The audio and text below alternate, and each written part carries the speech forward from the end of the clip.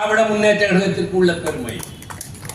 அங்கே எங்களுடைய உரைகளோ செயல்களோ பிறராலே பாராட்டப்படுகிறது என்றால் அது கழகம் அனுப்பி வைத்த தூதுவர்கள் என்று சொல்லுகிற கடமை. இதெல்லாம் அவரிடமிருந்து கற்றுக்கொண்டது. அண்ணா ஆட்சியில் இருந்தார், அரும்பெரும் சாதனைகளை மிக குறைந்த காலத்திலே செய்தார். ஒன்று மட்டும் சொல்லுகிறேன், மீண்டும் இளைஞர்கள் தெரிந்து கொள்ளுங்கள். அண்ணா மூத்தவர்கள் இருக்கிறார்கள், 94 வயதான அண்ணன் வந்திருக்கிறார். அண்ணா மென்மையான தலைவர் என்பார், அண்ணா கனிவான தலைவர் என்பார். அண்ணாவை போல அன்பு காட்டுகிறவர்கள் யாரும் இல்லை என்பார்கள். ஆனால் அண்ணாவை போல உறுதி கொண்டவர்களும் யாரும் கிடையாது.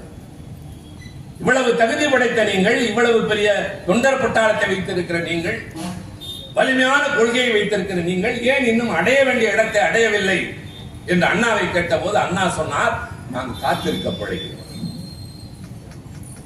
யாராவது எழுதி வைத்துக் கொள்ளுங்கள் இதயத்தில், நான் காத்திருக்க பழகியவன் என்பது பொறுமை என்றாவது